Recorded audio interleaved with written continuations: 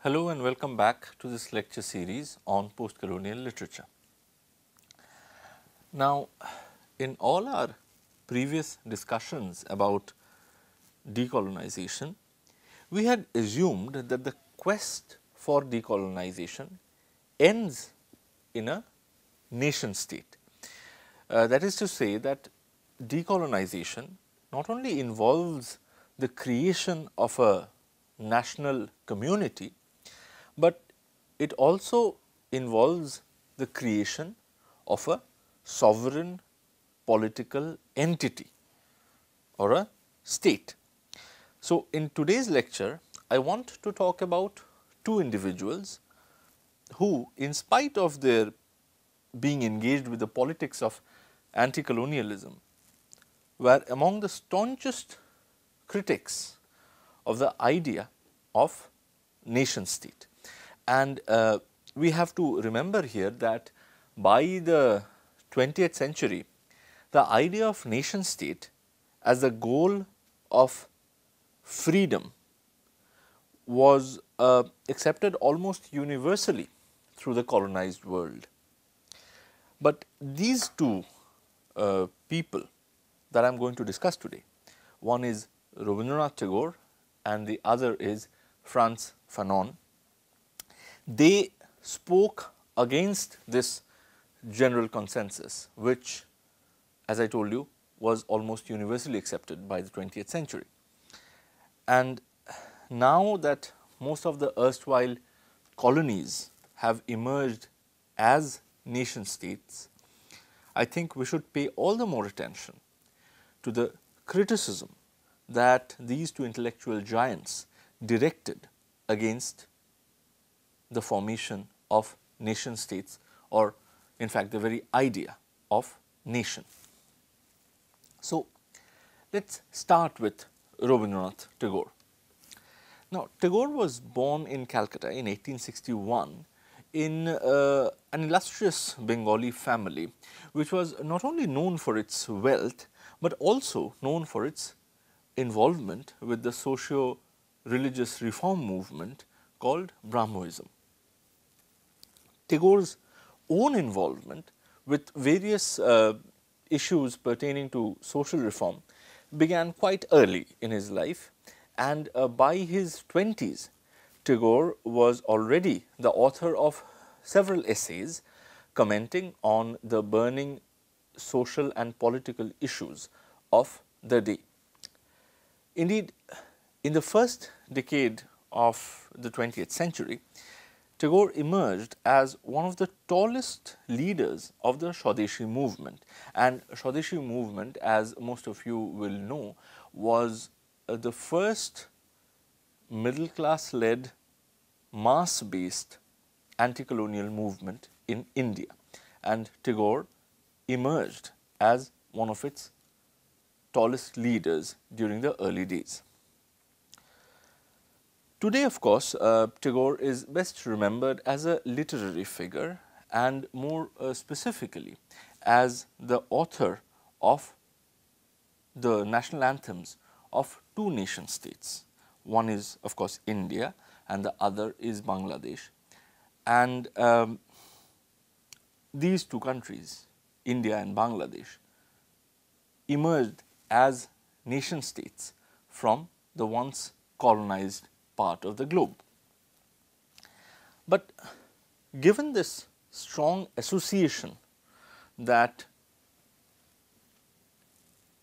we form in our mind between Tagore and nation state, it might come as a surprise that Tagore proclaimed, and here I am quoting his exact words, "Nationalism is a great menace. It is a particular thing which for years has been at the bottom of India's troubles."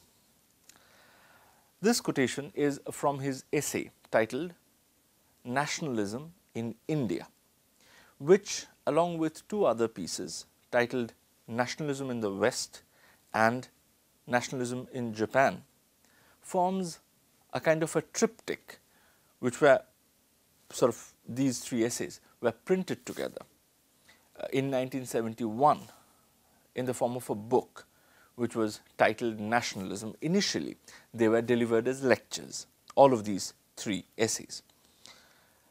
In our discussion today, we will be focusing on these essays on nationalism to try and understand some of the major features of Tagore's radical anti-nationalist stance. Now, it is important to remember here that unlike Gandhi's views on anti-colonial nationalism, which once he had stated them in his 1909 publication Hind Swaraj, remained almost entirely unchanged throughout his life, Tagore's engagement with the ideology of nationalism passed through various phases. And the period between 1905 and 1907 can be used as a watershed moment here, because these were the years during which Tagore was most actively involved in the anti-colonial nationalist movement or the Swadeshi movement. Now, the years leading up to the Swadeshi movement, the years leading up to 1905, can be regarded as Tagore's pro-nationalism period. But post 1907, post, that is to say, Tagore's withdrawal from the Swadeshi movement continued well beyond 1907, but Tagore stopped being part of the movement from around 1907. And after this period, we encounter in Tagore's writings a person who has become thoroughly disillusioned with the Indian nationalist movement in particular and with the ideas of nationalism and nation state in general. The 1917 essays on nationalism are generally considered as among the most elaborate commentaries by this later Tagore, this post 1907 Tagore, on the idea of nation and its inherent problems. But before we start exploring these problems that Tagore mentions, let us pay attention to how he defines nation in the first place. So, the question here is, what is nation according to Tagore? In the essay Nationalism in India, Tagore categorically mentions that his opposition is not to any one particular nation or the other, but rather his opposition is to the general idea of all nations, which he defines as, and I quote, the aspect of a whole people as an organized power. This means that for Tagore, nation does not simply mean or does not simply refer to a sense of community and to a sense of fellow feeling, but it also refers to the organized power structure of a state that a national community seeks to acquire for itself. So, when a national community acquires for itself the trappings of political power, it is that sort of bringing together of nation and state that we know as nation state, right. So, for Tagore, nation always means nation state. So, if you are reading Tagore's essays, Tagore does not use the word nation state, but he uses the word nation. But in order to understand his criticism, you will need to understand that for Tagore, nation is always or almost always nation state. Now, this definition of nation as nation state becomes clearer if we look at his other essay, Nationalism in the West, where Tagore states, and again I quote, "A nation in the sense of the political and economic union of a people is that aspect which a whole population assumes when organized for a mechanical purpose." So, according to Tagore, as this quotation makes clear, nation is not just any union of people, but rather it is specifically a political and economic union. In other words, it is a state. But the question here is, why does Tagore refer to this union, which we can use a shorthand version, nation state, to refer to? Why does he refer to nation state as something which is organized for a mechanical purpose? And this is crucial if we want to understand Tagore's criticism of nation and nationalism, because Tagore frequently uses the trope of machine, and he uses the adjective mechanical quite frequently to attack the idea of nation. So, let us try and understand. Well, first of all, what is a machine? A machine is something that is created to achieve some very specific purpose, right? So, therefore, in a mechanical process, everything else is subservient to that one specific purpose for which a machine is fine tuned. Okay? So, but for Tagore, a nation state works just like a machine, which has been fine tuned for a specific purpose. And what is this specific purpose? Well, according to Tagore, it is the purpose of creating maximum economic profit. Now, as you can see in this definition, the political unit of a nation state is seen as inherently connected with the capitalist mode of economy and its profit making imperatives. And in making this connection, Tagore is not entirely wrong, because in the modern West, the rise of nation states is inextricably connected with the development of capitalism. Therefore, Tagore not only connects nation state with the capitalist mode of economy, but also with the West.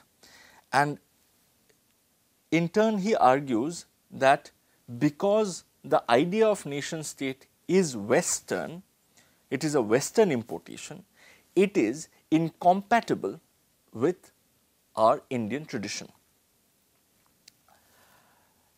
Now, according to Tagore, this alien idea of nation state, by organizing the human community for the purpose of material production and profit making, transforms individuals into one-dimensional men, whose only reason for existence is perceived as the creation of surplus wealth.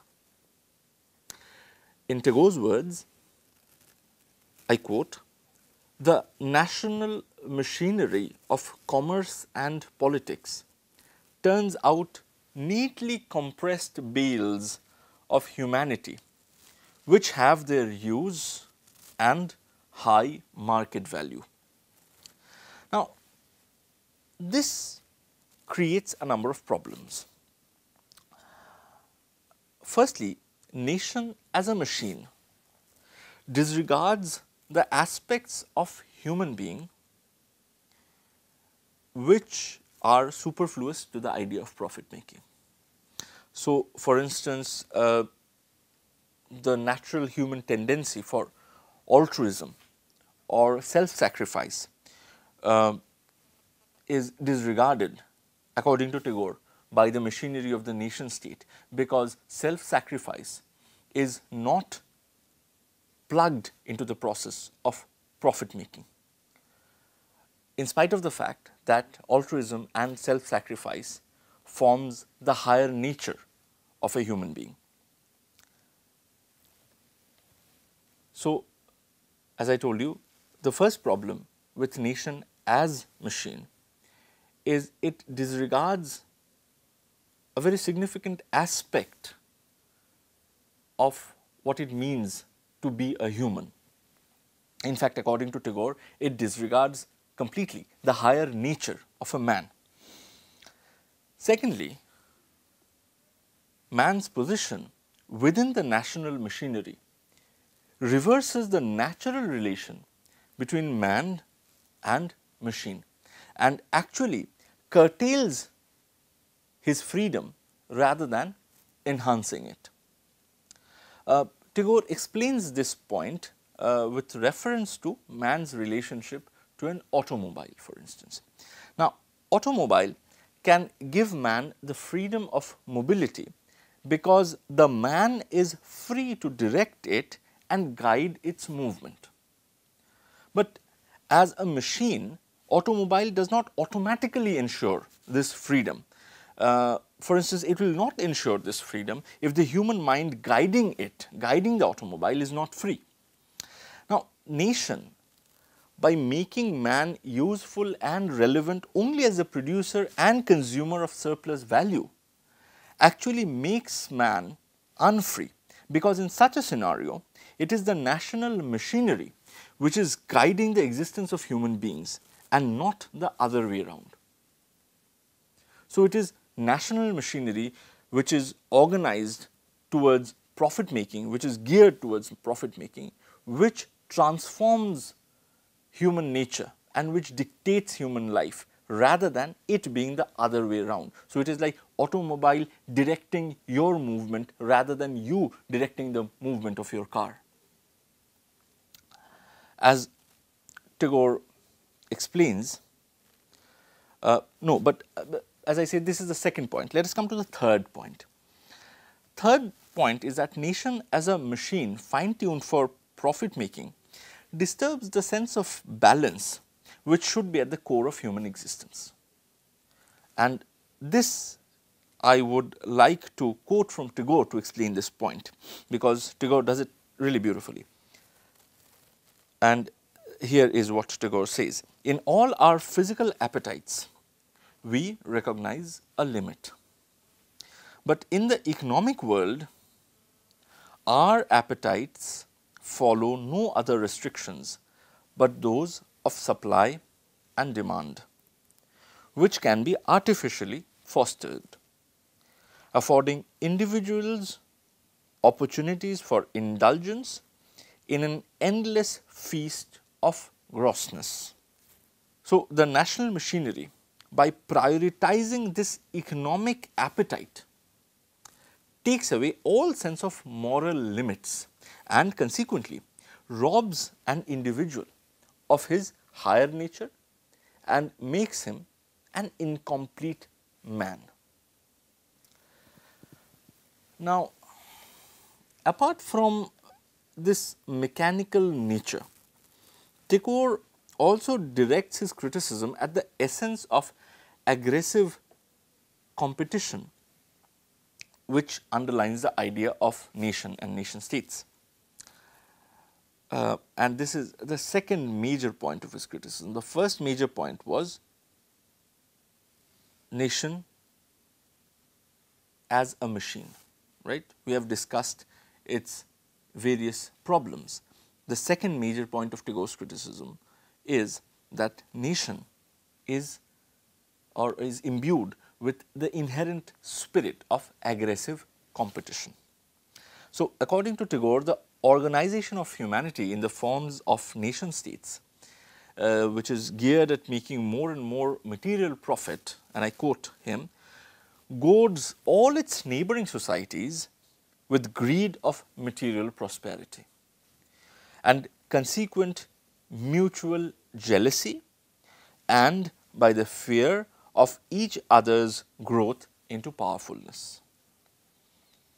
The time comes when it can stop no longer, for the competition grows keener organization grows vaster and selfishness attains supremacy. Now, if you remember our discussion on the scramble for Africa that broke out between the European nation states in the 1880s, you will see that it is this spirit of aggressive economic competition between nations which was largely responsible for the evils of 19th and early 20th century colonialism. And according to Tagore, in a world where greater geographical connectivity is daily bringing people into closer proximity, if nation state with its aggressive competitiveness remains the primary mode of organizing humanity, then the world can only end in an arms race leading to a sort of conflagration of suicide. That is how Tagore describes it. So, to recapitulate, Tagore's criticism of nationalism and nation state is twofold. His first argument is that nation state, by mechanically organizing people for the sole purpose of profit making, destroys the human depth of an individual and kills his higher nature, which is characterized not by a desire to make profit, but by altruism and self-sacrifice. Tagore's second argument is that the spirit of competition and selfishness that informs the idea of nation makes it an unsuitable model for a modern world where the distance between individuals and communities is ever reducing and where there is an ever greater need for humanity to come together as a universal brotherhood. Now, if we carefully read Tagore's essays on nationalism, we will see that at the core of his criticism is a capitalist mode of economy, because both the concept of profit making and the concept of aggressive competitiveness are ultimately associated with that mode of economic production, isn't it?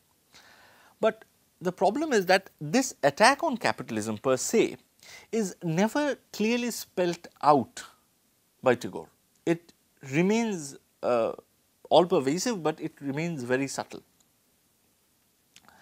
In the writings of Frantz Fanon, however, the economic criticism of middle class led nationalism is more clearly visible. Now, Fanon was born in the French colony of Martinique, which is in the Caribbean, but he moved to France at the age of 18 to fight in the Second World War. And after the war was over, he studied psychiatry and then later joined the psychiatric ward of a hospital as a doctor in Algeria.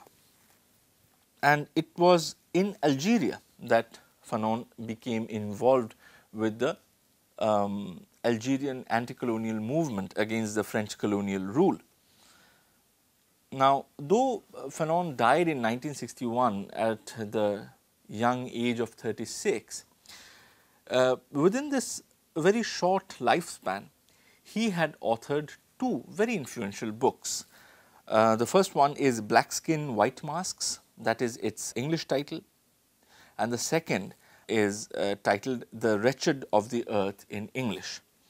And both of these texts have now become canonical within the field of postcolonial studies.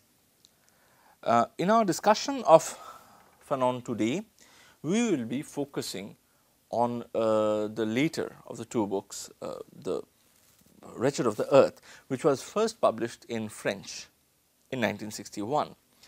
And more specifically, we will be looking at the section titled The Pitfalls of National Consciousness, and we will be looking at its criticism of the role of the middle class version of nationalism and its relation with decolonization.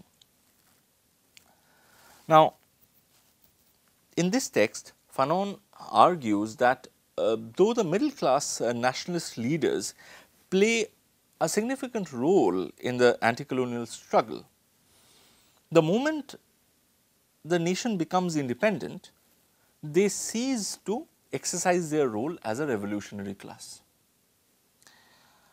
Now, as I have discussed earlier, the process of European colonialism of Africa was guided by the requirements of the industrial revolution that took place there, which means that the African colonies were used as sites to procure raw materials to feed the industries in the colonial mother country. And within this scheme of things, the colonial periphery, which is Africa, is therefore, and any colonial periphery, not only Africa, also a colonial periphery like India, which acted as a site of procuring raw material, they remained industrially backward, industrially deficient compared to the metropolis, because that is how the economy was arranged. The metropolis was where the industry was concentrated in, and the periphery, colonial periphery, places like Africa for instance or India, acted as served as places from where the colonizers procured their raw materials and then dumped the finished goods in. So, we were both the suppliers of the raw materials and we were also the market for the finished product, but the industrial production took place in the mother country, and therefore, places like Africa and India remained throughout the colonial period industrially deficient. Now, Fanon states that ideally the middle class, which leads a country to independence, should reorganize the means of production of that country so as to end its dependence on the metropolis. In other words, to break this relationship between the periphery as a supplier of raw material and the mother country as the site of industrial production. But Fanon argues that after independence, the middle class does not take any such revolutionary steps to reform the means of production and initiate a process of egalitarian distribution of the country's resources. Rather, the middle class, having fought off the European colonizers, come to occupy the very positions of those departed colonizers. And here we are reminded of Gandhi's Hind Swaraj, because if you remember, Gandhi was also making a similar argument in Hind Swaraj when he was saying that, okay, if we send away the English, what kind of governance are we going to have? And if the answer is that the English educated middle class who fashioned themselves after the colonizers, they will take over. According to Gandhi, it will just be the English rule, the continuation of the British colonial rule without the Englishman, right? And Fanon here is making a similar argument in 1961. Now, as Fanon said that because the middle class merely takes over the positions of power from the departing colonizers, they do not reform the colonial mode of economic exploitation. They do not dismantle the colonial mode of economic exploitation, which is already there. Indeed, because the middle class fails to industrialize the newly independent country, it continues to remain the supplier of unprocessed raw materials to the industries of the mother country, even after independence.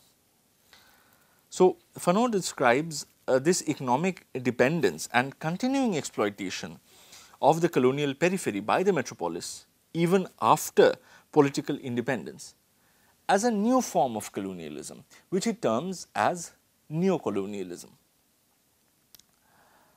Now, in this economic relationship between the metropolis and the periphery, the middle class of the newly independent country merely acts as intermediaries or as the middleman through whom the economic exploitation is channelized, and who in turn gets a share of the loot, right. So, the relation of economic exploitation which existed during colonialism between the mother country and the colonial periphery continues, according to Fanon, even after independence, with the only change being that the middle class who led the anti-colonial movement now occupies an intermediary position, the position of the middleman who channelizes and who sort of organizes this exploitation and benefits from it. Thus, though anti-colonial struggle is organized and led by the middle class in places like India and Africa, in the name of nationalism, there is seen very little attempt to really forge a national community by elevating the masses through revolutionizing the mode of economic production and through an egalitarian distribution of resources. Fanon also argues that this failure of the middle class to form a truly national economy and a truly national community leads to a degeneration and perversion of the nationalist discourse, which soon becomes the discourse of racist chauvinism, which is used by one African community to separate itself and to exert and assert its supremacy over another African community. It is used by one African tribe to distinguish itself and assert its supremacy over another African tribe. Thus, the bulwark of African unity, which won the anti-colonial struggle, soon disappears, and it gives way to a thoroughly fragmented landscape which might have become formally independent, but which still remains a site of neocolonial exploitation. So, whereas Tagore argues in 1917 that nation should not be the model of socio-political organization that we should adopt when we formally do away with colonialism, Fanon, writing in 1961, argues that nation under the middle class leadership remains an unworkable model in the ex-colonies.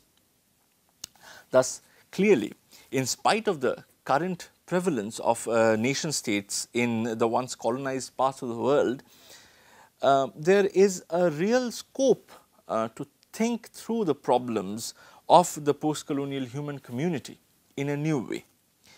In our next lecture, we will take up the writings of Homi Bhabha to see how this leading post-colonial theorist helps us reconceptualize the world order beyond the narrow confines of the nation state. Thank you.